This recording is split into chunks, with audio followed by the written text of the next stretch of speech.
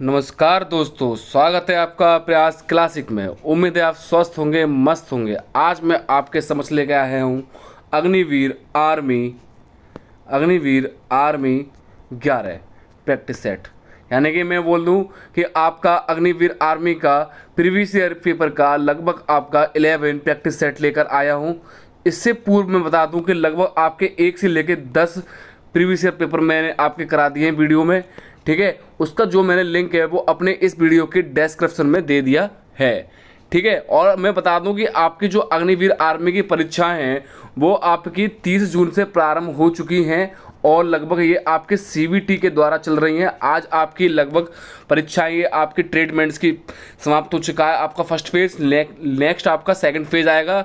उसके बाद ये आपकी लगभग 10 जुलाई तक चलेंगी, लगभग 10 जुलाई तक चलेंगी आपकी अग्निवीर आर्मी की। ठीक है, और बाकी की जो आपकी 10 वीडियो हैं उसका मैंने लिंक है वो आपका डिस्क्रिप्शन में दे दिया है। बिना समय गंवाए बढ़ते हैं वीडियो की ओर। देखिएगा पहला क्वेश्चन ही देखो, बहुत ही मेन है आपका, इसे आप वेरी इंपॉर्टेंट लगा लेना। ठीक है, आयुर्वेद का जनक किन्हें कहा जाता है? मनु को, चरक को, नागार्जुन को या बारहमीर को? किसको कहा जाता है? आपका चरक को कहा जाता है। नेक्स्ट क्वेश्चन देखिएगा, हिंदू मुस्लिम एकता बढ़ाने के लिए किस आंदोलन ने सहयोग किया? किसने किया था? असहयोग आंदोलन ने, खिलाफत आंदोलन ने, सविनय अवज्ञा आंदोलन ने या आपका भारत छोड़ो आंदोलन ने? तो ये आपका वेरी इंपॉर्टेंट क्वेश्चन है सेकंड वाला। इसका भी आपको कौन सा? खिलाफत आंदोलन एकदम करेक्ट है। अगला देखिएगा, निम्न में से किस ग्रह के चारों ओर वलय हैं? पृथ्वी, शनि, मंगल, बृहस्पति। किसके चारों ओर है? शनि के चारों ओर वलय हैं। शनि जो ग्रह है उसके लगभग, यानी सिंपल कहूँगी, आपके रिंग जैसे कहते हैं छल्ला जो है वो आपकी लगभग 7 वलय पाई जाती हैं आपके शनि के अंतर्गत। नेक्स्ट बता दूं कि आपका पृथ्वी ग्रह है और पृथ्वी का एकमात्र प्राकृतिक उपग्रह क्या है? आपका चंद्रमा है। यह क्वेश्चन आपका भी पूछा गया था अग्निवीर आर्मी में। मंगल ग्रह के 2 उपग्रह हैं आपके कौन कौन से? डीमोस और फीमोस।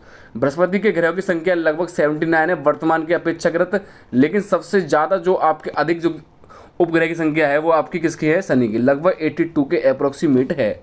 बाकी आपके खोजे जा रहे हैं जो भी है। नेक्स्ट क्वेश्चन देखिएगा, स्वतंत्र भारत के प्रथम महान्यायवादी कौन थे? C K Daftari, M C Setalvad, L N Sinha, K Venugopal. कौन है इनके? M C Setalvad. नेक्स्ट देखिएगा, HTML। देखो बहुत ही मेन क्वेश्चन है ये आपका, इसमें कुछ कंप्यूटर का स्वरूप भी देखने को मिला है आपको, तो ये आप इसे इंपोर्टेंट लगा लेना। HTML का विस्तारित रूप क्या है? यानी कि सिंपल कहूँ कि इसकी फुल फॉर्म क्या है? Hyper text markup language, next hybrid markup language, human text markup language या हाई टेक्स्ट मार्कअप लैंग्वेज। तो इसका कौन सा हो जाएगा? ए ऑप्शन एकदम करेक्ट है, हाइपर टेक्स्ट मार्कअप लैंग्वेज। अगला देखिएगा, इंग्लैंड की ओर से टेस्ट खेलने वाले प्रथम भारतीय क्रिकेटर कौन थे? ये कुछ आपका करंट के अफेयर के संबंध में आ रहा है, तो क्वेश्चन 6 का आपको कौन सा होगा? रणजीत सिंह। ठीक है, अगला देखिएगा, विश्व खाद्य पुरस्कार पाने वाले प्रथम भारतीय कौन थे? MS Swaminathan, doctor Verghese Kurien, doctor Amitabh Patel या डॉक्टर CV रमन? तो कौन है आपके? MS स्वामीनाथन। ठीक है, अगला देखिएगा, क्वेश्चन नंबर 8, बंद अर्थव्यवस्था क्लोज्ड इकोनॉमी, इसको क्या कहते हैं? क्लोज्ड इकोनॉमी के नाम से भी जाना जाता है। से तात्पर्य उस अर्थव्यवस्था से है जिसमें, बताइए, जिसमें क्या दिया गया है आपका? केवल निर्यात होता है, मुद्रा की नियंत्रित आपूर्ति होती है, घाटे की वित्तीय व्यवस्था होती है या आयात और निर्यात नहीं होते हैं। तो बंद में पूछा है तो वो क्लोज्ड इकोनॉमी का मतलब जब आपका कोई भी फाइनेंशियल इकोनॉमी होती है, यानी कि उसने बोला उससे क्या तात्पर्य है, यानी बंद, तो उसमें आयात और निर्यात नहीं होते हैं। तो आपका डी ऑप्शन एकदम करेक्ट है। अगला देखिएगा, 9th, core of military police centre and school कहाँ स्थित है? वेरी इंपॉर्टेंट क्वेश्चन है ये आपका। कोलकाता में, मुंबई में, बेंगलुरु में या चेन्नई में? तो ये कहाँ व्यवस्थित है? आपका बेंगलुरु में, जो कि आपका कर्नाटक की कैपिटल की भी, कर्नाटक की कैपिटल भी है। और बेंगलुरु में क्या स्थित है आपका, इसरो का मुख्यालय भी अव्यवस्थित है। और इसरो की स्थापना मैंने बताया था आपको प्रीवियस वीडियो में 15 अगस्त 1969 ईस्वी में हुई थी। इसरो की फुल फॉर्म क्या है आपकी, Indian space research organisation. Next question देखेगा, मध्य रात्रि के सूर्य का देश किसे कहा जाता है, आयरलैंड, जापान, नॉर्वे या सिंगापुर। किसे कहा जाता है आपका, नॉर्वे को कहा जाता है मध्य रात्रि के उगते हुए सूर्य का देश। लेकिन यदि पूछ ले उगते हुए सूर्य का देश किसे कहा जाता है तो जापान को कहा जाता है। ये तो पूरे आपकी विश्व की बात हो गई। आप मुझे कमेंट करके बताएं कि भारत में किस राज्य को उगते हुए सूर्य का राज्य कहा जाता है। यानी कि सिंपल कहूँ कि ऐसा भारत में कौन सा राज्य है जिसको हम उगते हुए सूर्य का राज्य भी कहते हैं। ठीक है, देखिएगा नेक्स्ट क्वेश्चन। 11 क्वेश्चन है आपका, सर्वोच्च न्यायालय में नियुक्त होने वाली प्रथम महिला न्यायाधीश कौन थी, एम फातिमा बीवी, लीला सेठ, अन्ना जॉर्ज या गीता मित्तल। कौन है आपकी, एम फातिमा बीवी। अगला देखिएगा, विश्व में लिखित संविधान किस देश का सबसे विस्तृत है, किसका है, भारत का। भारत का जो संविधान है वो आपका सबसे बड़ा संविधान है और वो भी आपका कैसा है, रिटन के रूप में, लिखित है। यानी कि मैं बता दूं कि भारत का सबसे बड़ा संविधान लिखित के रूप में प्रस्तुत किया गया या आपका है वर्तमान में। और इसके अंतर्गत मैं बता दूं ऐसा कौन सा संविधान है जो आपका अलिखित है, यानी कि आपका लिखित रूप से नहीं है, वो किसका, आपका ब्रिटेन का है। ठीक है, अगला क्वेश्चन देखिएगा, विश्व व्यापार संगठन WTO का मुख्यालय कहाँ स्थित है आपका, 13 का आपका जेनेवा में स्थित है। अगला देखिएगा, ब्रोकन विंग्स के लेखक या लेखक कौन है, तो 14 का आपका सरोजनी नायडू एकदम करेक्ट है। अगला क्वेश्चन देखिएगा, निम्न में से किसे नेताजी के नाम से जाना जाता है, महात्मा गांधी, सुभाष चंद्र बोस, भगत सिंह या सरदार वल्लभ भाई पटेल। तो किसको जाना जाता है, सुभाष चंद्र बोस को नेताजी के नाम से जाना जाता है। ये क्वेश्चन हालांकि है तो बहुत इजी, लेकिन बच्चे इसको भी गलत करके आते हैं। ठीक है, अगला क्वेश्चन देखिएगा, एंगस्ट्रॉम क्या मापता है, आवर्ती, तरंग दैर्ध्य, आवर्तकाल या समय। तो क्या मापता है, तरंग दैर्ध्य मापता है। अगला देखिएगा, पृथ्वी के पृष्ठ से पलायन वेग का मान लगभग कितना है, कितना है आपका, 12.5 किलोमीटर सेकंड या 12.1 या 11.2 या 14.3। तो कितना है आपका, 11.2 है। 17 का सी ऑप्शन एकदम करेक्ट है। अगला देखिएगा, ऊर्जा संरक्षण सिद्धांत के अनुसार कौन सा कथन सत्य है, हमें ऊर्जा को संरक्षित करना चाहिए, ऊर्जा को पर्यावरण संरक्षण में उपयोग करना चाहिए, ऊर्जा संरक्षित है ना ही सृजन होता है और ना ही विनाश होता है। तो 18 का सी ऑप्शन एकदम सही है, ऊर्जा को नष्ट नहीं कर सकते, सिंपल कहें ये आपकी रूपांतरित होती है एक रूप से दूसरे स्वरूप में। ठीक है, अगला देखिएगा, 18 का सी ऑप्शन सही है। अगला देखिएगा, ये आपकी साइंस चल रही है। ठीक है, किस तापमान पर सेंटीग्रेड और फ़ारेनहाइट पैमाने का मान समान होता है, वेरी वेरी इंपॉर्टेंट लगा लीजिएगा, ये आपका हर परीक्षा की दृष्टि से बहुत ही महत्वपूर्ण क्वेश्चन है। और जो वीडियो में करा रहा हूँ ये आपका हर परीक्षा के लिए मेन है, ग्रुप डी के लिए मेल है, पुलिस के लिए मेल है, या मैं बात करूं कि आपकी जो भी UPSSC पेट की परीक्षा आपकी होने वाली है वर्तमान में, लगभग जो भी अक्टूबर नवंबर के समथिंग होगी, उसके लिए भी बहुत ही महत्वपूर्ण वीडियो ये है। उसके तत्पश्चात जो भी आपकी वनडे एग्जाम होता है उसके लिए ये वीडियो बहुत ही मेन है। तो 19 का कौन सा आएगा, -40 डिग्री सेंटीग्रेड। ठीक है, 19 का सी ऑप्शन एकदम सही है। अगला वेरी वेरी इंपॉर्टेंट, ध्वनि तरंग लगभग किस दर से यात्रा करती है, बहुत ही महत्वपूर्ण क्वेश्चन है आपका 20। तो किससे करती है, 1100 फीट सेकंड से। तो 1100 फीट वाला आ गया है। अगला देखिएगा, निम्नलिखित में से कौन सा गुणधर्म ठोस द्रव गैस के लिए भिन्न है, अणुओं की गति, पदार्थों का द्रव्यमान, पदार्थ के कण का आकार या ऊर्जा विनिमय। तो आपका 21 का ए ऑप्शन एकदम सही है, अणुओं की गति। अगला देखिएगा, वेरी वेरी इंपॉर्टेंट, ये क्वेश्चन आपको 100% किसी न किसी शिफ्ट में अवश्य देखने को मिला होगा, और यदि आर्मी में नहीं मिला तो उसके बता दूं कि आपका पुलिस में या आपका जो भी परीक्षा है वनडे एग्जाम SSC GD या आपकी ग्रुप डी में 100% देखने को मिला होगा, नहीं मिला है, एसएससी जीडीओ में। अगला देखिए तो इसका 22 का ऑप्शन कौन सा सही हो जाएगा आपका 6.022 इंटू 10⁻23। सी ऑप्शन इसका एकदम सही है। अगला यह भी महत्वपूर्ण सवाल है आपका 23, खारे पानी में निम्नलिखित में से क्या उपस्थित रहता है। खारा पानी में क्या उपस्थित रहता है, क्लोरीन, कैल्शियम, सोडियम या सभी। 23 का क्या हो जाएगा आपका सभी। क्लोरीन, सोडियम, कैल्शियम सभी पाया जाता है। Cl या Ca या Na सभी इसमें उपस्थित रहता है। अगला मैग्नीशियम, देखो एक फॉर्मूले से पूछा जा रहा है, मैग्नीशियम बाइकार्बोनेट का सूत्र क्या है। क्या है आपका MgSCO3 या MgSCO3 का होल ट्वाइज या MgSCO2 का होल थ्राइज या MgSCO2 का होल ट्वाइस। तो इसका कौन सा सही हो जाएगा आपका बी ऑप्शन एकदम करेक्ट है। अगला स्टेनलेस स्टील निम्नलिखित में से किसकी मिश्र धातु है।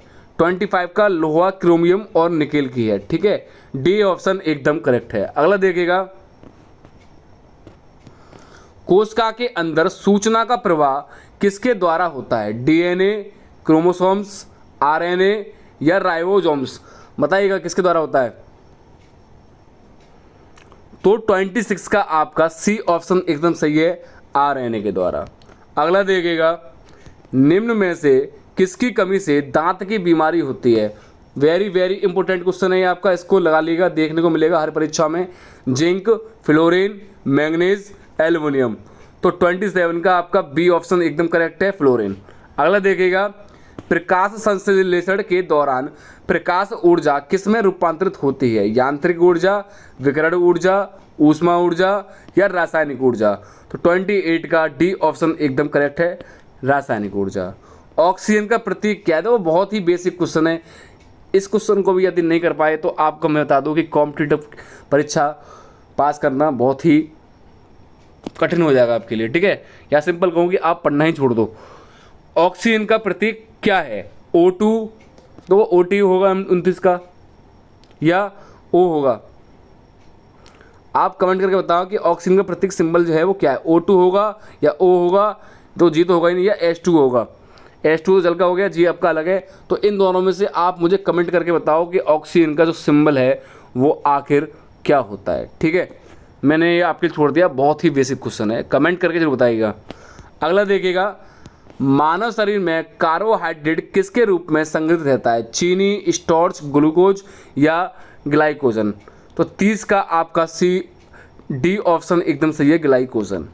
अगला देखिएगा, एक ग्रह पर पक्षी तैरता है तो मछली ... है, चलती है, तैरती है, बोलती है या उड़ती है। तो मछली क्या करती है आपकी, उड़ती है। डी ऑप्शन एकदम करेक्ट है। अगला देखिएगा, ये आपका थोड़ा रीजनिंग आ गया है।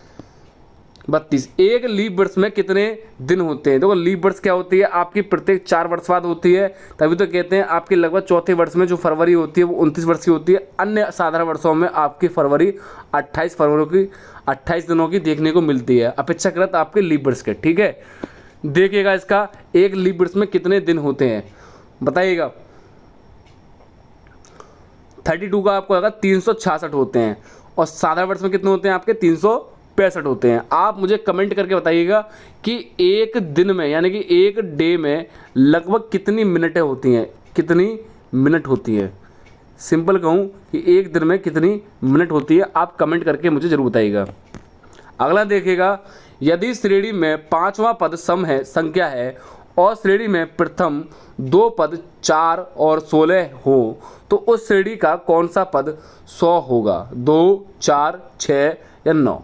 कितना होगा आपका 9। सॉल्व नहीं करूँगा, आपको डायरेक्ट आपको इसका आंसर बताऊंगा संक्षिप्त रूप से। निम्न अच्छा श्रृंखला में प्रश्नवाचक चिन्ह के स्थान पर क्या आएगा। AZ, GT, MN या YV बताइएगा। हालांकि ये एक दूसरे के अपोजिट तो हैं, तो 34 का आपका क्या हो जाएगा, SH हो जाएगा। ठीक है, SH। अगला देखिएगा, ये रीजनिंग है आपकी सारी। निम्नलिखित विकल्पों में से संबंधित अक्षर चुनिए, GT, SS, KP। तो इसका LO, LM, PQ या RS। तो 35 का LO हो जाएगा। अगला देखिएगा, इस क्वेश्चन को, ये छपने वाला क्वेश्चन है, वेरी वेरी इंपॉर्टेंट लगा लेना, बहुत पूछा जाता है ये। 100 से छोटी अभाज्य संख्या कितनी है? 22, 24, 25 या 28? कितनी है आपकी? 25 है। लगभग 100 से छोटी अभाज्य संख्या लगभग कितनी है आपकी? 25 है। और सबसे छोटी अभाज्य संख्या आपकी 2 है। या यदि पूछ ले कि सबसे छोटी सम अभाज्य संख्या पूछे तो अभी 2 ही है। अभाज्य संख्या क्या कहलाती हैं? जो 1 से या स्वयं से संख्या कट जाए वह आपकी अभाज्य संख्या कहलाती हैं। जैसे कि आपको बता दूं 2, 3, 5, 7, 11, 13, 17, 23, उसके बाद आपका 29, ये सारी क्या है आपकी स्वयं से कट रही हैं और उसके बाद 1 से कट रही हैं। ये सारी आपकी अभाज्य संख्याएं। ऐसे ही टोटल ओवर ये 100 से 1 से लेकर 100 तक 25 अभाज्य संख्या होती हैं। अगला देखिएगा, इसमें तो देखो केवल घटाना है, पॉइंट वाला सवाल है, तो 37 का बी हो जाएगा 25.1851। अगला x की घात 4 माइनस y की घात 4 के गुणनखंड हैं, तो इसका आपका बता दूं 38 का डी ऑप्शन एकदम करेक्ट है। X square plus y square कोष्टक बंद, फिर एक्स प्लस वाई कोष्टक बंद, फिर कोष्टक खुलता है, फिर आपका एक्स माइनस वाई। अगला देखिएगा, एक षष्ठभुज के 6 कोणों का योग कितना होगा? बताइएगा 6 कोणों का योग कितना होता है? 39 का 180, 360 या आपका 540 या 720? बताइएगा। देखो इसका कुछ फॉर्मूला होता है आपका n-2 इंटू 180, ये कुछ फॉर्मूला होता है। जहाँ क्या पूछा? षष्ठभुज पूछा है तो n की वैल्यू हम 6 रख देंगे। उसके बाद 6 माइनस 2 इंटू 180, 6 में से 2 गए तो कितने बचे आपके? 4 बचे। और जब 4 गुणा 180 हम करेंगे, 18 चौक, बताइएगा 18 चौक 72 और एक जीरो लगभग 720, तो इसका चारों का क्या हो जाएगा आपका? डी ऑप्शन एकदम करेक्ट है। तो इसका 720 हो जाएगा। ये फॉर्मूला होता है n-2 इंटू 180। ठीक है, ध्यान करिएगा, या षष्ठभुज पूछे या आपका अष्टभुज पूछे, यही फॉर्मूला पुट होगा कोणों का योग पूछने के लिए। ठीक है, अगला देखिएगा, उस समबाहु त्रिभुज का क्षेत्रफल कितना होगा जिसकी प्रत्येक भुजा की लंबाई 10 सेंटीमीटर है? दो समबाहु त्रिभुज क्या होता है? जिसकी सारी भुजाएं समान होती हैं। तो वो त्रिभुज लगभग आपके 3 टाइप्स के होते हैं। आपकी सिंपल कहूँ, एक समबाहु, एक विषमबाहु, एक समद्विबाहु। समबाहु वो होते हैं जिनकी सारी भुजाएं बराबर होती हैं। विषमबाहु वो होते हैं जिनकी सारी भुजाएं भिन्न भिन्न होती हैं। और समद्विबाहु जिनकी 2 भुजाएं बराबर होती हैं और एक भुजा आपकी उसके विषय मतलब आपकी अलग होती है उन 2 की अपेक्षाएं। तो इसका 40 का ऑप्शन आपका डी ऑप्शन एकदम सही है। 25√3 वर्ग सेंटीमीटर। अगला देखिएगा, tan theta into cot theta क्या होता है? तो क्या होता है आपका? 1 होता है। अगला देखिएगा, बहुत ही सिंपल क्वेश्चन है, ये छपने वाले हैं, सिंप्लीफिकेशन का है। तो इसका आपका 42 का डी ऑप्शन एकदम करेक्ट है। आप सॉल्व कर लीजिएगा, यही आएगा। अगला 7, 10, 15, 21, 28 का लघुत्तम समावर्त होगा 120, 220, 320, 420। तो 43 का आपका हो जाएगा 420। डी ऑप्शन एकदम सही है, इसका एलसीएम ले लीजिएगा। अगला 7 बट्टे या सिंपल कहूँ 7 सहित 3/4 को परसेंट में चेंजेस करना है। तो सिंपल कहूँ इसका कितना आएगा? 44 का आपका 775%। अगला देखिएगा, एक मेज को 51-70 रुपये में बेचने से 10% लाभ होता है, तो उसका क्रय मूल्य ज्ञात करना हो। तो सिंपल है कि 51-70 का आप क्या निकाल लो? 10% इसका निकाल लो। 10% इसका निकाल लोगे, 0 से 0 कैंसिल, 0 से 0 कैंसिल। ठीक है, कितना बचा आपका? 517 बचा। अब 517 क्या है आपका? से सॉरी 1 मिनट, 51-70 बेचने से 10% लाभ होता है, तो उसका क्रय मूल्य दिखाना है। तो ठीक है। तो इसका प्रोसेस क्या है आपका? ये आपका ऑप्शन से होगा। इन ऑप्शन के लगभग 10% निकाल लो, जो भी आपका आता है उसमें ऐड कर दो, तो उसका वो आपका क्रय मूल्य हो जाएगा। ठीक है, क्रय मूल्य खरीदना होता है, विक्रय मूल्य आपका बेचना होता है। तो 45 का आपका लगभग जो हो जाएगा वो सी ऑप्शन हो जाएगा, 4700 रुपये। अगला वेरी इंपॉर्टेंट और वेरी इजी क्वेश्चन है, प्रथम 50 सम संख्या का औसत क्या होगा? तो प्रथम सम औसत संख्याओं का औसत क्या होगा, बताइएगा। 46 का डी ऑप्शन एकदम सही है, 51 होगा। ठीक है, इसके फॉर्मूले होते हैं जो भी है n+1, फिर विषम संख्या को n स्क्वायर, या प्राकृत संख्या को पूछे तो n कोष्टक में n+1 डिवाइड बाई 2, ऐसे कुछ आपके फॉर्मूले होते हैं। Next, sine square theta plus cos square theta बटे 2 की वैल्यू कितनी होगी आपकी, 47 का 1/2। ठीक है, अगला देखिएगा, रुपये 1 मासिक ब्याज की दर से 500 रुपये का 3 वर्ष 4 महीने का ब्याज कितना होगा, 150, 160, 200 या 240। 48 का सी ऑप्शन एकदम सही है, 200। अगला देखिएगा, यदि A/B = 4:7 तथा B/C 5:9 हो तो A और C का मान पूछा है, 10:33, 20:63, 20:43 या 30:67। तो इसका कौन सा आएगा आपका, 20:63। लास्ट क्वेश्चन है इस वीडियो का, देखिएगा।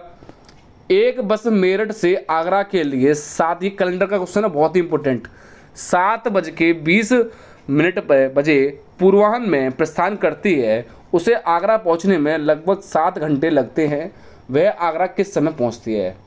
तो 50 का आपका 2:20 अपराह्न पहुंचती है। ए ऑप्शन इसका एकदम करेक्ट है। ठीक है, इस वीडियो के अंतर्गत मैं बता दूं, इस वीडियो में लगभग मैंने आपको 50 क्वेश्चन करा दिए गए हैं, 50 क्वेश्चन इस वीडियो में करा दिए हैं। इससे पूर्व मैं आपके लगभग समझ से 10 वीडियो लेकर आया था, उसका लिंक मैंने आपको डिस्क्रिप्शन में दे दिया है, उन वीडियो को भी आप देखें। और आपकी जो भी परीक्षाएं आर्मी की हो या अदरवाइज जो भी परीक्षाएं आपकी वनडे एग्जाम वाली, ग्रुप डी हो, SSC GD हो, यूपी पुलिस हो या दिल्ली पुलिस हो या आपकी UPSSC पैट हो, यह वीडियो सभी के लिए ही बहुत ही महत्वपूर्ण वीडियो है। ठीक है, आप सभी देखिएगा और उसके बाद देखने के पश्चात अपने सहपाठी को शेयर जरूर कीजिएगा। देन सब्सक्राइब करना ना भूलें, आप लोग सब्सक्राइब नहीं करते इस वीडियो को, या जो भी आपका मेरा चैनल है उसे आप सब्सक्राइब नहीं करते, क्योंकि चैनल का नाम है मेरा प्रयास, PRAYAS, प्रयास क्लासिक, CLASSIC क्लासिक 01। ये मेरे प्रयास क्लासिक 01 चैनल का नाम है। इसे आप सब्सक्राइब जरूर कीजिएगा और शेयर करना ना भूलें और बेल आइकन दबाना भी ना भूलें। ठीक है, यदि आपको वीडियो अच्छी लगी हो तो। धन्यवाद। जय हिंद, जय भारत।